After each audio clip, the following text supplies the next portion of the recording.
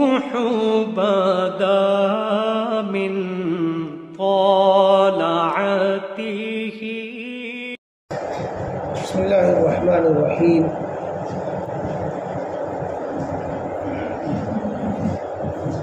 الحمدللہ سورہ البقرہ مکمل ہو چکی. اب سورہ آل عمران تیسرے پارے کے 90 رکوع سے سورہ آل عمران شروع ہوتی ہے. الف لام میم اللہ لا الہ الا هو الحی القیوم. اعوذ باللہ من الشیطان الرجیم. بسم اللہ الرحمن الرحیم. الف لام میم اللہ لا الہ الا هو الحی القیوم. نزل عليك الكتاب بالحق مصدقا لما بين يديه وأنزل التوراة والإنجيل من قبل هدى للناس وأنزل الفرقان. إن الذين كفروا بآيات الله لهم عذاب شديد والله عزيز ذو انتقام. إن الله لا يخفى عليه شيء في الأرض ولا في السماء. صدق الله العظيم. یہ سورت جو اب شروع ہو رہی ہے اس کا نام آل عمران ہے. عمران ایک پیغمبر ہے جو حضرت مریم کے والد ہیں.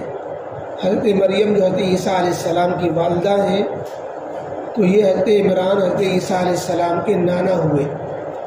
حضرت عمران علیہ السلام یہ حضرت مریم کے والدین کا ذکر اسی صورت میں آیت نمبر 33 سے لے کر کے آگے تک تفصیلی ذکر چلا گیا ہے. اسی بنا پر اس سورت کا نام عمران آل عمران رکھا گیا. آل کے معنی خاندان کے آتے ہیں، تو آل عمران کے معنی ہوئے عمران علیہ السلام کا خاندان. حضرت زکریا علیہ السلام کا بھی ذکر آیا ہے جو اسی خاندان میں تھے. حضرت یحییٰ کا بھی ذکر آیا ہے. حضرت عیسیٰ علیہ السلام کا ذکر آیا ہے اس سورت میں. حضرت مریم کا ذکر آیا ہے.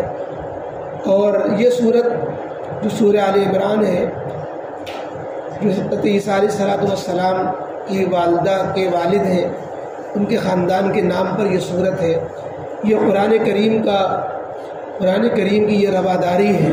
قرآن کریم کا یہ انصاف ہے کہ سارے انبیاء کا ذکر خیر کرتا ہے.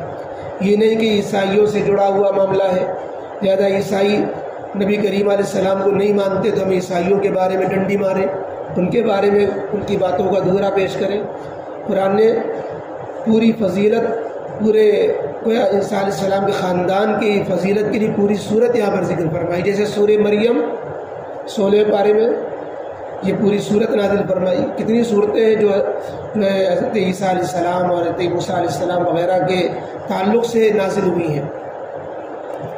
اس صورت کے نازل ہونے کا ایک قصہ بھی ذکر کیا گیا، اس کو شان نزول پس منظر کہتے ہیں، کہ جب نبی کریم علیہ السلام نے مکہ مکرمہ سے مدینہ منورہ کی طرف ہجرت کی تو مدینہ منورہ میں جہاں مشرکین آباد تھے، ایک بڑا قبیلہ بڑی آبادی یہودیوں کی تھی. پھر مدینہ سے باہر یمن اور نجران وغیرہ کے علاقے میں عیسائی آباد تھے. تو عیسائیوں کا ایک بڑا وفد جو تقریباً 60 افراد پر مشتمل تھا، وہ نبی کریم علیہ السلام سے مذہبی بحث کرنے کے لیے مدینہ منورہ آیا اور مختلف جو ہے موقعوں پر ملاقات کر کے کئی دن وہاں قیام رہا اور مختلف موقعوں پر گفتگو کرتا رہا. نبی کریم علیہ السلام ان کو اسلام کی بات سمجھاتے رہے، وہ ماننے کو تیار نہیں، وہ اپنی بات کہتا رہا. نتیجہ یہ کہ بہت سی بحثوں کے بعد جب وہ حق قبول کرنے کے لیے تیار نہیں اور اپنی ضد پر اڑے رہے تو نبی کریم علیہ السلام نے ان کو مباہلہ کا چیلنج دے دیا. مباہلہ کے معنی چیلنج اسی صورت میں آ رہا ہے. تو مباہلے کے چیلنج یہ دیا کہ چلو اللہ کی طرف سے ہم اپنے حق و باطل ہونے کا فیصلہ یوں کرتے ہیں، سب ایک کھلے میدان میں جمع ہو جاتے ہیں اور ایک دوسرے کے لیے دعا و بد دعا کرتے ہیں. یعنی یہ کرتے ہیں کہ ہم میں سے جو حق پر ہو اللہ اسے زندہ رکھے، سلامت رکھے، باقی رکھے، اور ہم میں سے جو غلط ہو وہ ہلاک کر دیا جائے، یہیں اس پر عذاب آ جائے.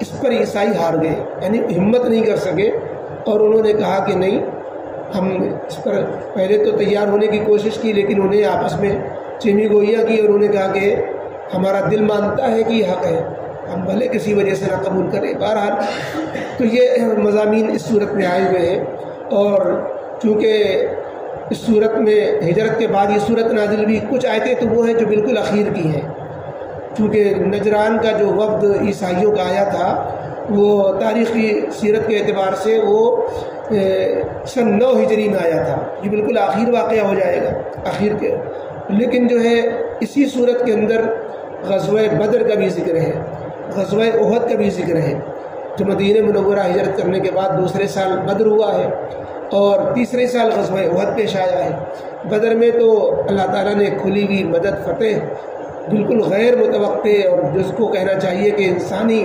طاقت سے باہر کی چیز تھی وہ، کہ نہتے 313 لوگ 1000 میں سے لوگوں کو 70 لوگوں کو ان کے بہادروں کو پچھاڑ دے جن کے پاس جو ہتھیار سے لیس تھے۔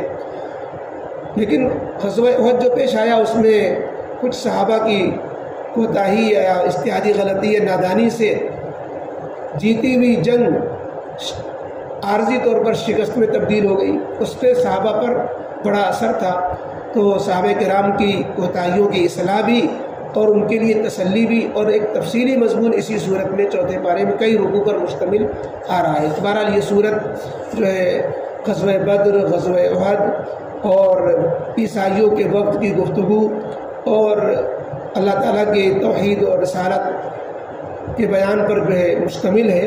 اخیر میں صورت میں اللہ کی قدرت کی نشانیوں کو بیان کر کے ان کو اللہ سے تعلق مضبوط کرنے اور ایمان لانے اور آخرت کی فکر دلا کر اس صورت کو مکمل کیا گیا ہے۔ تو اس صورت میں یہ آئے ہوئے مضامین ہیں جن کا خلاصہ ذکر کیا گیا۔ پہلی صورت ان آیتوں کے اندر اللہ تعالیٰ نے وحدانیت، اپنی وحدانیت کا ذکر کیا ہے کہ اس کائنات کو اللہ نے بنایا ہے اور اللہ اس کائنات کو سنبھالے ہوئے ہے، چلا رہا ہے، اور اس کائنات میں اللہ کے سوا کوئی اور دوسرا خدا یا خدائی میں شریک کوئی نہیں ہے، تنہا اللہ ہے جس کے سوا نہ کوئی معبود ہے، نہ کوئی خدا کی خدائی میں شریک ہے، اور کوئی اور اللہ تعالیٰ کے ساتھ شریک ہو بھی نہیں سکتا اور نہ وہ عبادت کے لائق ہو سکتا ہے۔ عیسائی حضرت عیسیٰ علیہ السلام کو خدا کا درجہ دیتے ہیں یا اللہ کا بیٹا مانتے ہیں، کم از کم ان کی عبادت و پرستش کرتے ہیں، تو اللہ تعالیٰ نے فرمایا کہ اللہ کے سوا کوئی نہیں ہے جس کی عبادت کی جا سکے، کیونکہ عبادت یہ آخری درجے کی اپنے کو کسی کے سامنے ذلیل کرنے کا نام ہے، کسی کی عظمت کو اتنا زیادہ، کسی کی عظمت کی انتہا کی وجہ سے، وہ عظمت کے انتہا یہ ہے کہ ہم اپنے آپ کو، اپنے انسان نے کو اللہ نے جو اشرف المخلوقات بنایا اس میں چہرہ سب سے افضل و پیشانی سب سے افضل، اپنی سب سے مقدس جو ہے حصے کو اس کے سامنے جھکا دیتے ہیں، ذلیل کر دیتے ہیں، اور یہ اسی ذات کے لیے لائق ہے جو اپنے آپ میں زندہ جاوید ہو، نہ اس کو کسی نے بنایا ہو، نہ کبھی اس پر فنا طاری ہوا ہو، نہ آئندہ وہ فنا ہو سکتا ہو، حی ہو، قیوم ہو، خود وہ دوسروں کو سنبھالے ہوئے ہو، اس کو کسی نے نہ بنایا ہو، اور وہ ایسا ہو کہ پوری طرح قدرت والا ہو، حکمتوں والا بھی ہو۔ جو ذات ایسی ہوگی وہی عبادت کے لائق ہوگی، اور ظاہر ہے کہ اللہ کے علاوہ جتنے ہیں نہ وہ حی ہے نہ قیوم ہے، نہ تو ایسے ہے کہ ان پر موت طاری نہ ہو سکے، اور نہ وہ ایسے ہے کہ وہ ساری چیزوں کو باقی رکھنے پر پوری طرح قدرت رکھتے ہوں، آسمان و زمین کو تھامے ہوئے ہوں۔ لہذا اللہ کی ذات ہی ایسی ہے جس کو معبود بنایا جا سکتا ہے، عبادت کی جا سکتی ہے۔ یہ تو گویا عقلی دلیل دی تھی۔ پھر اللہ تعالیٰ کی وحدانیت اور اللہ تعالیٰ کے وجود اور اللہ کے علاوہ کوئی اور معبود نہ ہونے کی دلیل کتابوں کے حوالے سے اللہ نے یہ ذکر فرمائی کہ یہ کوئی نئی بات نہیں ہے کہ اللہ کے ایک ہونے کی بات قرآن کہہ رہا ہو، نبی کریم علیہ السلام اس کو تلقین کر رہے ہو، یہ کوئی نئی بات نہیں ہے۔ اللہ تعالیٰ نے اس قرآن کریم میں اپنی توحید کو جس طرح نازل کیا ہے، اس سے پہلے کتابوں میں بھی توحید کا بیان بھرپور طریقے پر موجود ہے۔ جتنے بھی پیغمبر آئے ہیں سب نے توحید کی دعوت دی ہے، جبکہ پیغمبروں کا زمانہ الگ اور کوئی ایسا آپس میں تعلق، زمانہ یا کنیکشن نہیں ملتا ہے کہ ایک دوسرے نے ایک دوسرے کو سجا دیا ہو۔ آدم علیہ السلام کے زمانے میں، نوح علیہ السلام کے زمانے میں کتنا فرق، نوح علیہ السلام کے زمانے میں ابراہیم علیہ السلام کے زمانے میں ہزاروں برس کا فرق، موسیٰ علیہ السلام، عیسیٰ علیہ السلام کے زمانے میں، اسی طرح اور پیغمبروں کے زمانے میں علاقے بھی الگ ہیں، قوم بھی الگ ہے، زمانہ بھی الگ ہے، لیکن سب کی دعوت ایک ہے۔ اس کا مطلب یہ ہے کہ کوئی یہاں پر یعنی منصوبہ بندی نہیں ہے، بلکہ اللہ تعالیٰ کی طرف سے کوئی نظام ہے، اللہ تعالیٰ کی طرف سے ہی ایسا کچھ پیغام ہے کہ ہر پیغمبر ایک ہی بات کہہ رہا ہے۔ 1,24,000 پیغمبر سب ایک بات کہہ رہے ہیں۔ اس کا مطلب یہ ہے کہ یہ ایک اللہ تعالیٰ کی طرف سے بھیجا ہوا ایک سلسلہ ہے اور ایک دعوت ہے، ایک پیغام ہے، جس کو قرآن جو کا تو پیش کر رہا ہے، کوئی نئی بات نہیں پیش کر رہا ہے، انبیاء کی دعوت کو دہرا رہا ہے، وہی چراغ جس کی لو بجھ گئی تھی اسی کو دوبارہ روشن کر رہا ہے۔ تو اللہ تعالیٰ نے یہ کہہ کر کے اور یہ کہا کہ یہ قرآن جو نازل کیا یہ حق و باطل کا معیار ہے، حق و باطل کے پہچاننے کا آلہ ہے۔ اب جو لوگ نہیں مان رہے ہیں تو انہیں اپنی فکر کرنی چاہیے، کیونکہ اللہ رب العزت کا ڈھیل ہے ورنہ پکڑ بڑی سخت ہے۔ برائی کا بدلہ پھر اللہ لے کر رہے گا۔ اللہ کے سامنے کوئی چیز چھپی نہیں ہے، نہ کوئی اللہ کے پکڑ سے چھپ سکتا ہے، نہ روئے زمین میں کوئی ایسی جگہ ہے، نہ آسمان میں اس کے لیے کوئی گوشہ ہے جہاں وہ اپنے آپ کو چھپا کر اللہ کی گرفت سے بچا سکے۔ تو یہ اللہ تعالیٰ نے وعید بھی سنائی ان لوگوں کے لیے جو اللہ کی توحید کو اور اللہ کے پیغام کو، قرآن کو، نبی کو ماننے کے لیے تیار نہیں ہے۔ فرمایا پھر ان کو اللہ کی پکڑ کے لیے تیار رہنا چاہیے۔ دنیا میں نہیں پکڑے گئے تو آخرت کی پکڑ سے وہ بچ نہیں سکتے۔ یہ اس کا خلاصہ ہے آج کی ان 5 آیتوں کا۔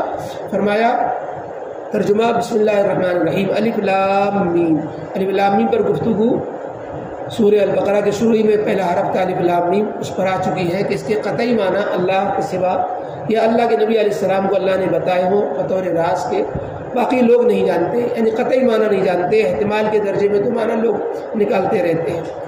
اللہ لا الہ الا ہو، اللہ وہ ہے جس کے سوا کوئی معبود نہیں۔ الحی، وہ اللہ زندہ جاوید ہے جس پر کبھی موت طاری نہیں ہو سکتی۔ القیوم، وہ صرف اپنی ذات سے قائم نہیں بلکہ قیوم ہے، یعنی ساری چیزوں کو وجود عطا کرنے کے بعد اس کو تھامے ہوئے ہیں، اس کو باقی رکھے ہوئے، زمین و آسمان اسی کے تھامنے سے تھمے ہوئے ہیں، سب چیزوں کا وہ تھامنے والا ہے۔ نزل علیک الکتاب بالحق، اللہ رب العزت نے آپ پر کتاب کو وہ کتاب نازل فرمائی۔ نزل علیک الکتاب، آپ پر اللہ نے کتاب نازل فرمائی بالحق، جو حق پر مشتمل ہے، سراسر حقانیت اور سراپا حق ہے۔ مصدقا لما بین یدیہ، جس کی شان یہ ہے کہ اس سے پہلے والی کتابوں کی یہ تصدیق کر رہی ہے۔ اس سے پہلے والی کتابیں جو اس میں جو مضامین تھے ان کی تصدیق کر رہی ہے۔ وَأَنزَلَ التَّوْرَاةَ وَالْإِنجِيلَ، اور اس سے پہلے اللہ نے تورات کو، انجیل کو نازل کیا، من قبل، اس سے پہلے، اور اس سے پہلے جو تورات و انجیل نازل کی گئی ان کی بھی تعریف اللہ نے فرمائی۔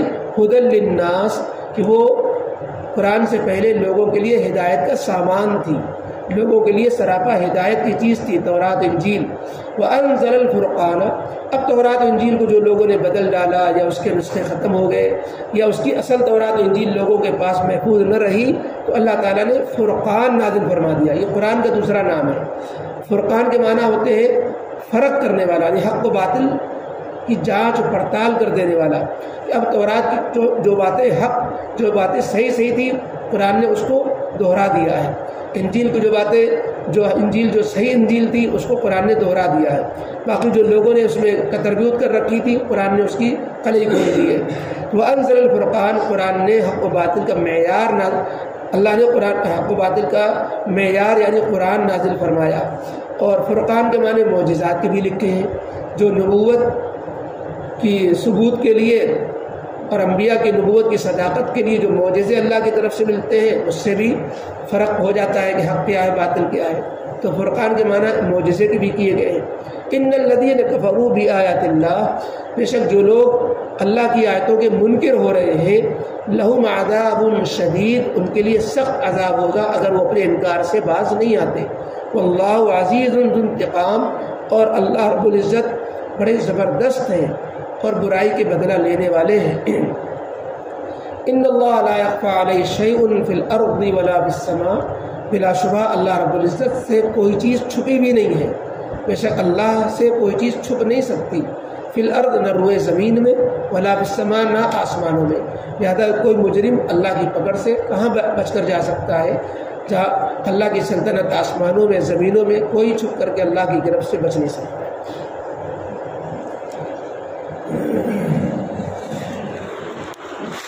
الحمدللہ رب العالمین والصلاة والسلام علی رسول محمد وآلہ وصحبہ اجمعین اللہم صلی علی محمد وعلی آل محمد کما صلیت علی ابراہیم وعلی آل ابراہیم انکا حمید مجید اللہم بارک علی محمد وعلی آل محمد کما بارکت علی ابراہیم وعلی آل ابراہیم انکا حمید مجید اللہم لک الحمد ولک الشکر ولک المن فضلا کہ اللہ یا رحمان یا رحیم تیرا احسان ہے اللہ، آپ نے ہمیں اسلام کی دولت سے مالا مال فرمایا، توحید پر ایمان لانے والا بنایا۔